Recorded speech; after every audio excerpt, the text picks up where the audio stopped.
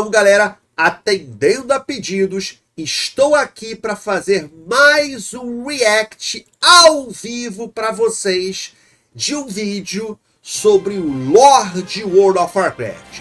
Afinal de contas, o que a gente pode esperar para a próxima expansão do jogo? Será que teremos o Void? Será que teremos a Luz? Ou será que nós teremos a volta para Lordaeron como a próxima expansão?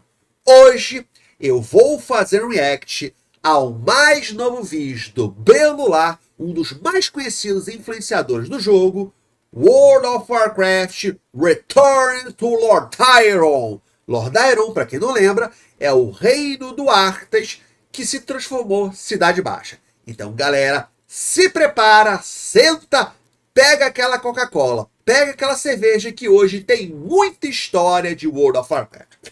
Galera, antes de começar, só fazer um lembrete aqui para vocês, tá? Que eu ainda não vi esse vídeo, é um react aqui ao vivo. O vídeo está em inglês, mas eu coloquei as legendas aqui embaixo para que vocês possam acompanhar. E eu vou dar uma parada quando eu quiser comentar algum assunto ou para explicar alguma coisa para vocês, tá bom? Então vamos lá, e desculpa pela minha voz, é porque eu estou um pouquinho... tá entupido, eu estou com alergia, enquanto eu estou gravando minha voz está um pouquinho estranha. Mas vamos lá, galera. Sem mais delongas, vamos dar uma olhada nesse vídeo, eu ainda não vi. Aqui a gente tem de cara, a gente tem a Kalia Menetil, que é a irmã do Arthas. Ela é grande, hein? Do lado aqui é aquela... Putz, esqueci o nome. Aquela ladina. Esqueci o nome dela. In Lordaeron. The Banshee Queen is gone, but the Forsaken aren't out of the fire yet. Genn is about to launch his campaign to retake Gilneas, to restore his people, disgorging thousands of Alliance troops in Hillsbrad. Silverpine has been overrun with the now feral Ivar Bloodfang and his pact. The Plaguelands are mostly healed, yet there are still Scourge warlords operating out of Stratholme and Scholomance. But there are worse things out there for the Forsaken. Paladins, whole orders of them.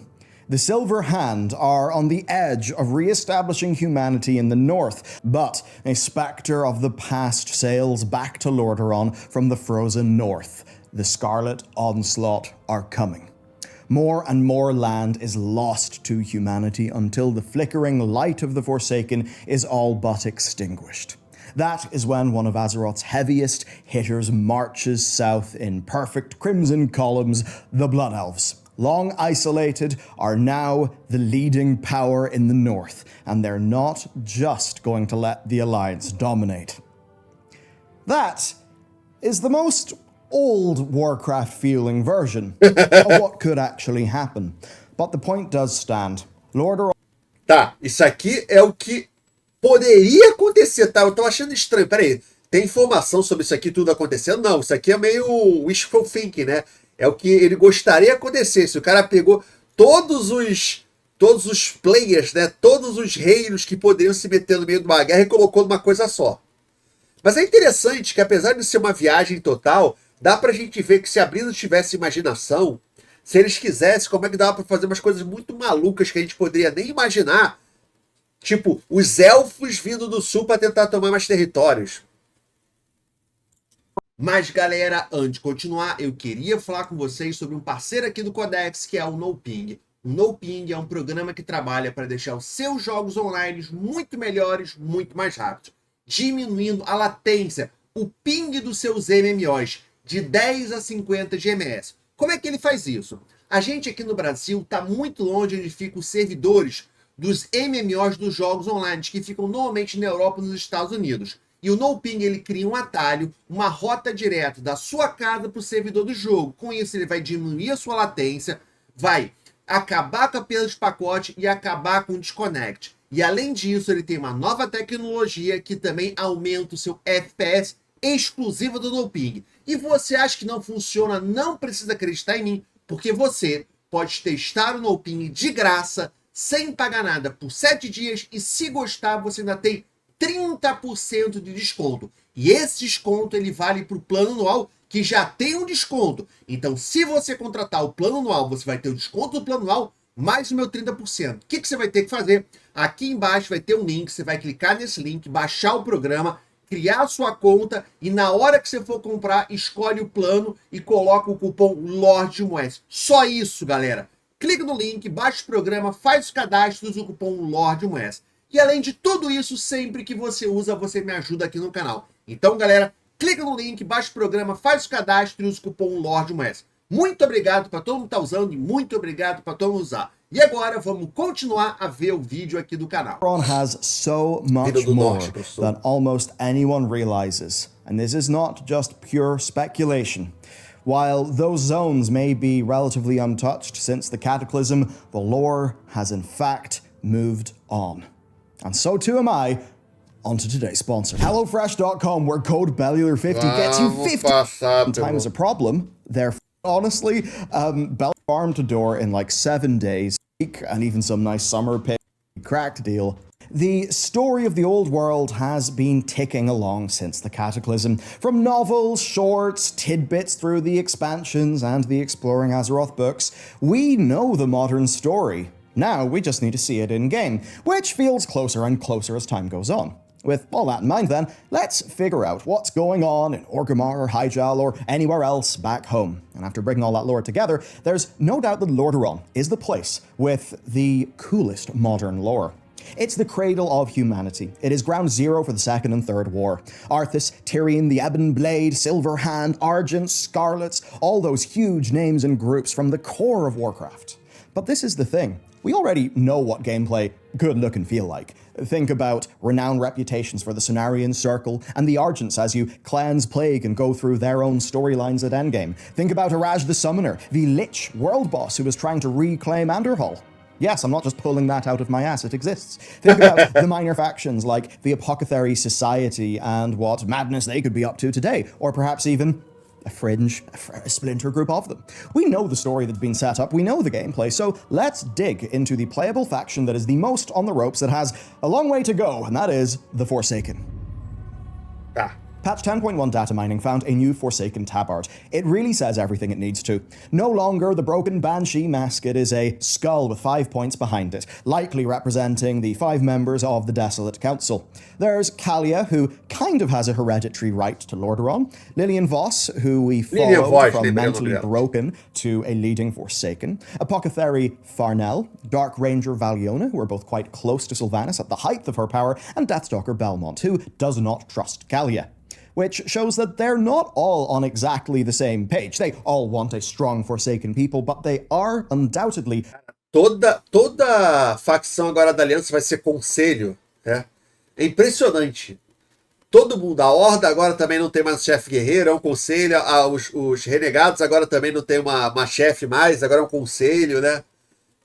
Óbvio que não tem nada a ver com as visões políticas dos desenvolvedores que não querem mais colocar como um super chefão, como um ditador, como um líder.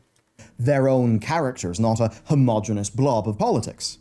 Now combine the gameplay in Dragonflight with the lore that we know, and it becomes clear what an initial campaign would look like.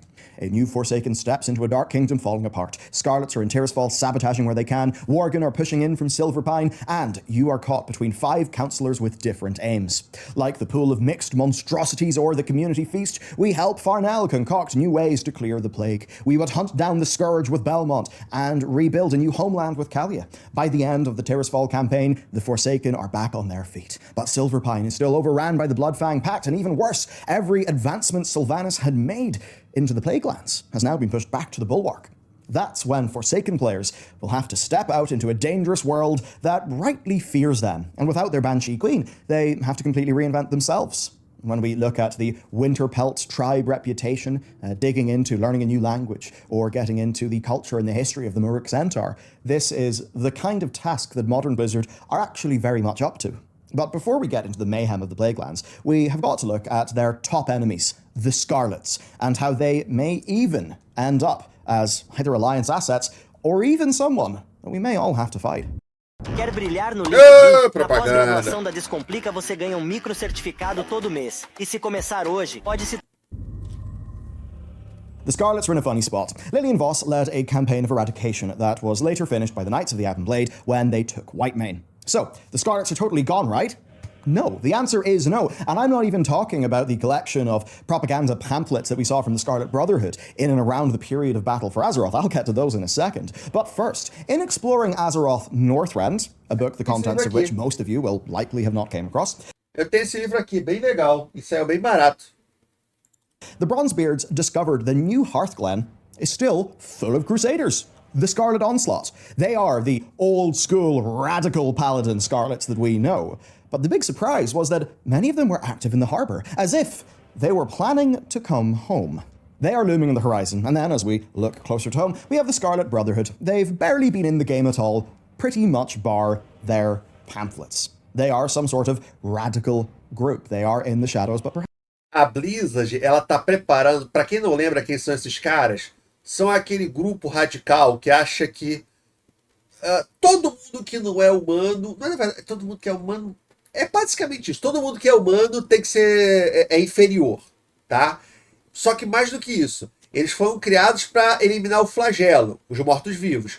Só que eles são tão radicais, que se você tem um primo que virou renegado, você tá contaminado, sua família inteira tem que ser exterminada. Os caras são muito radicais, né? E foi descoberto, há uns patches atrás, de que eles estavam espalhando panfletos de que o Anduin era o verdadeiro líder da aliança dos humanos, tá? E é claro, se a Blizzard colocou isso no jogo, é que ela tá preparando alguma coisa. Perhaps they won't be forever, especially as their perhaps long-lost paladin allies are considering returning from the north. Now, they claim to have a true Menethil heir in hiding. We saw these in pamphlets that Blizzard basically hid as a bit of a secret in a Battle for Azeroth patch. So we know that they claim to have an... Isso aqui é interessante. Desses panfletos, eles dizem que eles têm um verdadeiro herdeiro do trono protegido. Porque tem rumores de que a Kalia Menethil teve um filho antes de virar morta-viva. Menethil heir. That means somebody who is more worthy to the throne of Lordaeron than Kalia Menethil. And that means they have pretensions of restoring the human kingdom of Lordaeron with their champion as king. But what was huge was that even during Battle for Azeroth, they preferred Gan Greymane over the likes of Anduin. Todo mundo preferia qualquer lugar do Anduin. And they did think he was a bit of an abomination for that. He did think that, well, what does Gan want to do? Gan likes war. Gan's going to take out the Banshee Queen for what she did to his son, so they were quite pro-Gan. And I would then make you think, remember that Anduin Wrynn just abdicated the throne. He just left without telling anybody. Is he really going to be fit for leadership? Maybe the sorts of things that they tried to do that would have been rebuffed by the rally around the flag effect that the Alliance would have no doubt experienced in BFA. Perhaps, though, now, where the king has not indeed returned, the Scarlet Brotherhood's message may actually stick with the people. Now, the faction war is not on. We are not going to have a major Horde versus Alliance big fight expansion. That's just not realistic. So I'll talk a little bit about reclaiming Gilneas later, but without a way for the Alliance to directly strike against the Forsaken, at least overtly, one has to wonder how things could pan out. And I think some sort of idea of the Alliance pursuing somewhat more of a containment strategy that could be useful. Maybe hooking up with some existing Scarlets who are a bit less radical. Maybe hooking up with some Silver Hand who are a little bit suspicious of where things could go. I mean, hey, there could be a cool renown track in that. But imagine that story is burning along, and then just when we thought things could work out, maybe we could work together with this Brotherhood, de-radicalize them, and perhaps work them towards our political goals. Oh no, the Scarlet Onslaught reappears from Northrend. They're absolutely insane after 2 decades of fighting in the snow against zombies and ghouls and all forms of horrors. So whatever peace could have been forged is now absolutely blown out of the water. A situation where now the remaining humans of that area, of the Plaguelands, have got to decide. These new Scarlets who are packing and certainly are going to fight more overtly to get us land and rights, or these more goody two-shoes Silver Hands who now are, yes, members of the Alliance, but perhaps are not going to go as far in our needs. You can see the a espada do Tyrion Fordrind. Obvious intrigue there, and how that could make the Plaguelands one of the most important regions in Warcraft's history even more interesting and relevant to players in the modern day. So now that we've set up some of the factions that are vying for dominance, let's all go deep down into the East and West Plaguelands. Something mysterious is going on in Scholomance. There are new achievements in patch 10.1.5 that refer to NPCs from the dungeon that were removed in the Mists of Pandaria rework. They are Eva, Sarkov, and Kertonos. They were involved in one of WoW's darkest stories, that of the butcher Theolan Krastanov, who kept his victims animated beyond death in order to continually torture them. That's a serious sign that new content is coming up that's in-game. Even beyond that, from the Exploring Eastern Kingdoms book and the wider narrative, we do know that Matthias Shaw has heard rumours of necromancy still swirling around that cursed school. And I think perhaps then you can guarantee that there are necromancers down there based on those rumours that Shaw heard. But they're not the only ones. Stratholme still burns, it is still full of scourge. Surely a warlord has risen to take command, or a death lord is still lurking about. Maybe even a clutch way to make the Nathrezim story of the Shadowlands relevant. For if there was one thing that was going to come out of the Shadowlands, it would be the Nathrezim and Denathrius still playing a role in the canon going forward. But the bottom line is that there are scourge out there. They are not under the helm of domination anymore. They are now fractured into individual warlords who will vie for personal power, which I think is fantastic storytelling potential, at least enough to fill endless world content or a few dungeons. And who's going to give us all those quests? The answer is simple, the Silver Hand. They reformed in Legion as a super group of paladins, from the Blood Knights to the Argents to the Vindicators. However, since Legion, they unsuccessfully assaulted Stratholme several times, so clearly it's going to be up to us to solve that problem when we go back.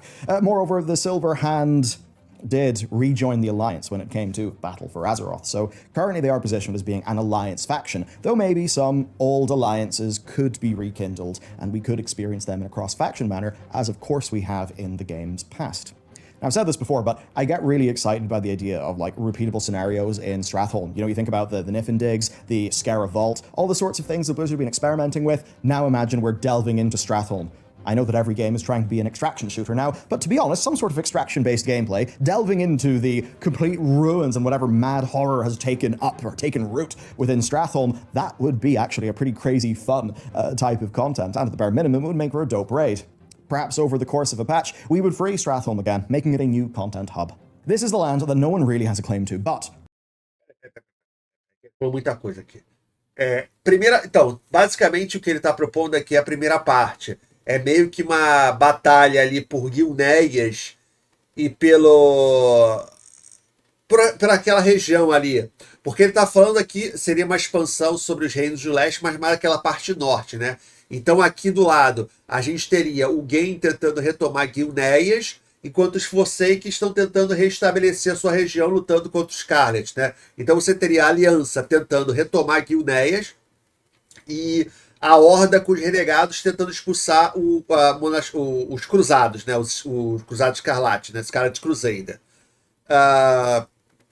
Interessante. E aí depois, o que ele está falando aqui, mais pro outro lado, mais para a direita, ali com a Terras Pestilentas, aí seria um conteúdo mais para todo mundo mesmo, né? Que aquela região ainda estaria tomada pelo flagelo, e a gente iria lá para tentar retomar pelo flagelo. Ele até deu a ideia de fazer Stratholme como se fosse um conteúdo repetível, né? Que você, tipo Torghast, não é Torghast, tipo as visões, que cada vez que você entra, você tenta avançar mais um pouquinho, você tenta pegar o objetivo. O problema é que a Blizzard já tentou fazer um tipo desses cenários 20 vezes, desde Legion ela tenta fazer um conteúdo desse repetível e nunca funciona legal, né? A ideia é interessante, como eu falei, a Blizzard já tentou fazer isso várias vezes. Sobre a história até agora, eu vou esperar chegar até o final para falar sobre a história. Right now, it's definitely humanity who are doing the hardest work to reclaim what was actually once theirs. All those gains will be locked in if Gan Greymane ever manages to... Só um segundo. Em nenhum momento ele está falando sobre guerra entre Aliança e Horda. Teria conflito, mas seria um conflito assim mais escondido. A Aliança tentando usar a Cruzada para lutar contra a Horda, mas não para derrotar a Horda, mas para impedir que a Horda se expandisse mais, que os renegados se expandissem mais. Lead the Alliance on Lordaeron, perhaps because he wants to reform his own kingdom again, and this is not something that I'd be surprised to see. Relatively recently, we got a nod from Steve Denuser that Gan reclaiming Gilneas is something that we would see in-game, that would not be relegated to books or a webcomic. And to me, that means content. And it also tells us it will be one of those stories that could potentially... O Steve Denuser, que é o lead designer da história do World of Warcraft, ele não falou que... Porque a maneira como o Beluard escreveu deu a entender que, o Gay vai tomar Gilneas e a gente vai ver isso dentro do jogo. Não, o que ele falou, eu vi essa entrevista, falou o seguinte, se um dia nós tocarmos nessa história do game tentando retomar Gilneas, nós não vamos fazer isso pelo livro, nós vamos fazer isso pelo jogo, sacou? Se um dia nós quisermos tocar essa história, quisermos contar essa história, vai ser no jogo. Porque a maneira como o MELHOR descreve é como se, não, isso vai estar dentro do jogo, ó, o cara já falou. Drive the game onwards and forwards whenever we get back to the old world.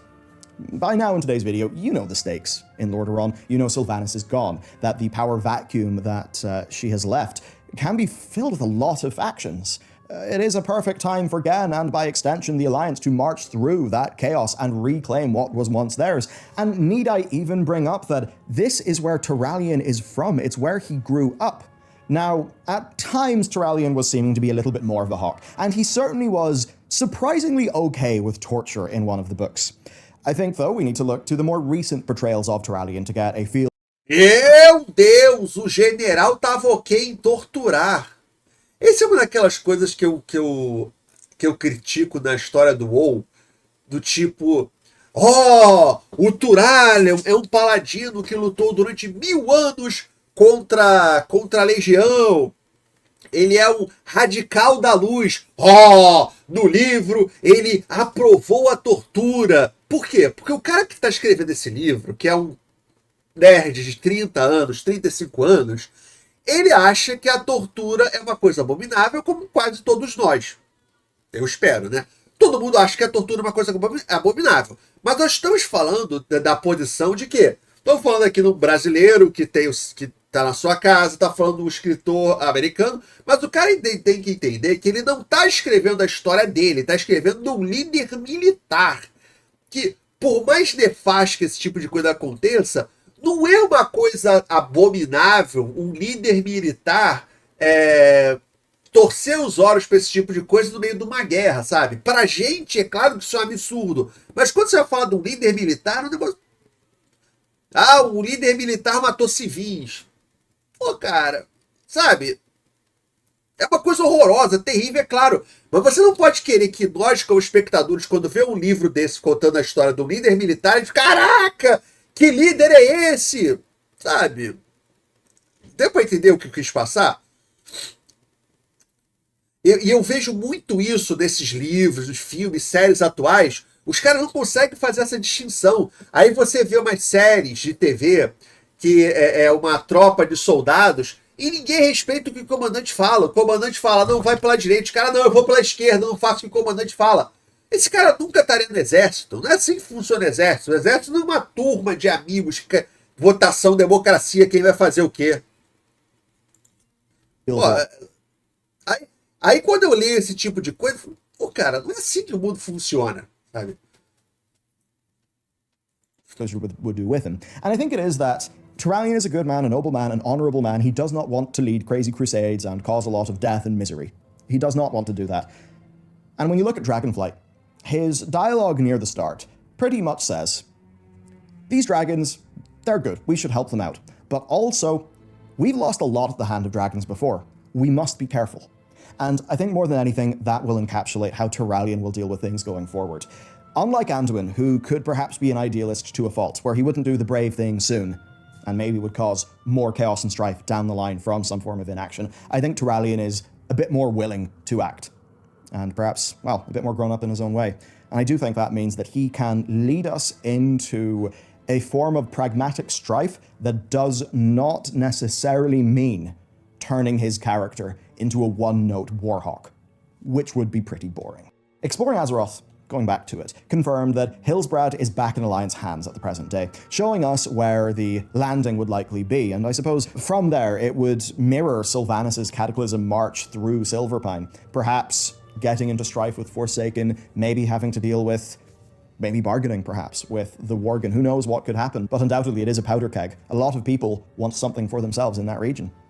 Of course, this would also be about the reclamation of Gilneas. This is not something that will be stuck in time. As the campaign progresses, we will get closer and closer to retaking that capital, at least until that kingdom is restored. Why else would Denuzer say that? And with that kingdom restored, perhaps we have border scuffles. Who exactly knows? But of course, it's not like the Horde wouldn't have... Durante um tempo, a Blizzard pensou em fazer um Battleground de Gilneas. Seria bem legal, mas ela desistiu. Na verdade, se você procurar, você vai achar na internet até os mapas de como seria esse Battleground de Gilneas. We may be raiding with each other, but faction conflict. Spirited discussions are inevitable. Propaganda.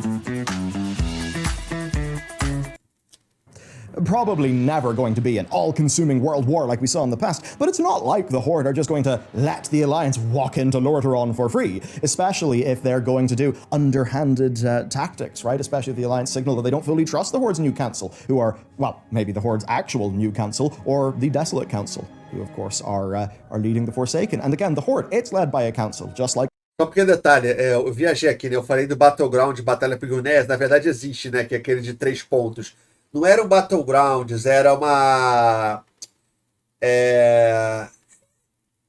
Ia ser tipo um Alterac Valley, ia ser, se eu me lembro direito, eu posso estar viajando aqui, ia ser um mapa gigantesco de batalha na cidade de Gilneas mesmo, sacou? Tipo Tolbarad, alguma coisa grande desse tipo. The Forsaken are. Councils are not always on the same page. They'll probably be slow to respond. But of course, its most powerful member, besides the Orcs, is the Blood Elves. Silver Moon, once again, can be the jewel of the North. It's recently made what amounts to a political alliance with Suramar after the leaders of both states got married. That is, 2 states, Suramar and Kel'Thalas, with some of the most powerful casters in the game's canon working together. So while I can't see Silvermoon settling into Lordaeron or trying to invade it for their own, I can see them acting as a powerful guarantor to the Forsaken. Lorthamar is one of the most powerful political leaders in Lordaeron in terms... Lorthamar é um dos personagens mais legais do World of Warcraft pra mim hoje, que é ridiculamente pouco explorado. of having raw access... Ah, mas ele se casou com a Talisra! Ah, que bonitinho! Oh, que história fofa! Quando eu penso no Lorthamar, é o tipo de história que eu queria. Ele contando poemas pra Talisra. Ah, que fofinho! To power, he may actually be the most powerful. It's not like his people have had to go through just as much trauma as those of the Undercity have had. So he will have to lead very carefully. And thankfully, I think the players broadly love that character. I mean, his new voicing, like, yeah, it's pretty dope. So more of him, that would be really good. Even though this video's went on for quite a bit, there is plenty of Lordaeron that we haven't quite heard about. What's happening in the hinterlands? The Forest Trolls, they joined the Horde, they fought against the Wildhammers, but what's going on there? What of Emperor Dagran Thessarian, right? The second, and his united Dwarven Empire, what are they going to do? What's Arathi like after the Fourth War? There's so much fun scope beyond what has been directly set up by the post-Cataclysm lore that we've continually been drip-fed from then to now. But I think what you can see today is that Lordaeron has really developed as one amazing bounded storyline that Blizzard can soon deploy. I mean, hey, you've probably seen our talking about a revamp, how at least some sort of partial, patch by patch revamp, that's the only way it probably could realistically happen. And I think as times went on, though, with videos like this, I've been able to communicate to you that they actually do have the sorts of content that will make it work, and they have the narrative set up to actually make it work. It's fascinating. I mean, if Forsaken, who are bitten the ropes, humanity trying to reclaim some of their old stomping ground, right, with the Plague Lands, you've got Gilneas, there's plenty of Scourge knocking about, and even just that exploring Azeroth Northrend to kind of drop, that we could have Scarlet Crusaders returning from Northrend. That is just amazing potential for things to happen. And I really want them to. Lordaeron is where the Warcraft franchise happened. It's where it matured. Yes, the first war was, of course, for Stormwind. That is where this IP started. But Warcraft 2, expanding it so much, was from Lordaeron. The events in Warcraft 3 started off in Lordaeron. The game's most notable villain is a fallen prince of Lordaeron. Sylvanas, even deeply tied to Lordaeron. She is one of the game's biggest, notable, brand name almost characters that people are just going to see her and be like, oh yeah, she's that character from World of Warcraft. They might not know anything about her, but they recognize her. So if you want to get Warcraft back again, you take it back to where the franchise exploded. You do a good job. And as I've shown you today, it's bloody well possible. That is it. You can check out this video next, learn how some of this could actually happen. It will appear in place of my face momentarily. And with that, I'll see you next time. Então, assim, o conceito de uma expansão em Lordaeron, né, é um conceito interessante. Eu consigo ver como fazer uma expansão interessante, como fazer uma expansão legal. Mas é um tipo de coisa que teria que ser muito bem desenvolvida. Que como ele mesmo falou, World of Warcraft nasceu em Lordaeron. Warcraft 1, Warcraft 2, Warcraft 3, Arthas, Sylvanas, Antonidas, os magos, Dalaran era por ali. Tudo era por ali. Tudo era por ali. Beleza. Só que para o jogador atual, qual foi a última vez que aconteceu alguma coisa importante naquela região, sacou? Isso teria que ser muito bem desenvolvido. Ah, vamos ter a volta da Cruzada Escarlate. Qual foi a última vez que a Cruzada Escarlate teve um papel fundamental? Wrath of the Lich King? Wrath? Acho que foi o Wrath of the Lich King, sabe? Isso teria que ser muito bem desenvolvido. E para essa ser história, a Blizzard já deveria estar tratando essa história agora. Deveria estar preparando agora para que quando ela chegasse, o jogador, sabe, o jogador conseguisse se ambientar. A ideia é legal, interessante. Parece muito mais do tipo o wishful thinking, o pensamento de eu queria que fosse assim, ou do tipo, preciso gravar um vídeo de outra semana, não tenho assunto, vamos falar sobre isso, do que realmente... Eu entendo que ele... Tô brincando aqui. Eu entendo o que ele quis falar, porque ele gosta de fazer esse tipo de vídeo, eu gosto também desse tipo de vídeos, que, sabe, viajando, o que pode acontecer? É interessante, mas eu não vejo isso acontecendo tão cedo, sabe? A ideia é legal, você voltar para aquele norte, explorar mais um pouquinho aquele norte, focar um pouco mais nas raças, sabe? Focar nos wargs, focar nos humanos, focar nos renegados, focar nos elfos sangrentos. Eu gosto da ideia, acho interessante, só que é o tipo de ideia que tem que ser muito bem desenvolvida, muito bem trabalhada, para que realmente funcione. E eu não consigo ver isso agora no World of Warcraft. Se ela quiser trazer essa história, eu acho que ela teria que desenvolver mais os personagens que seriam centrais nessa história, porque senão ficaria uma expansão completamente fria, uma expansão completamente relegada, sacou? O que vocês acham? É uma expansão que vocês gostariam? Vocês se empolgariam para jogar essa expansão, ou vocês acham que é uma expansão meio sem pé nem cabeça nesse momento? O que vocês acham? O que vocês achariam se essa fosse a expansão de World of Warcraft? Vocês ficariam empolgados, não ficariam empolgados? Vocês gostariam, vocês não gostariam? Segundo, vocês gostariam de ter uma expansão assim? O que vocês mudariam se fosse uma expansão realmente desse tipo? Qual o tema que vocês gostariam que fosse a próxima expansão do World of Warcraft? Escreve aqui embaixo que eu quero muito saber a opinião de vocês, porque é bem interessante, sacou? Pra mim, mais uma viagem. Pode ser uma coisa boa, se for bem trabalhada, que eu não consigo ver acontecendo hoje em dia.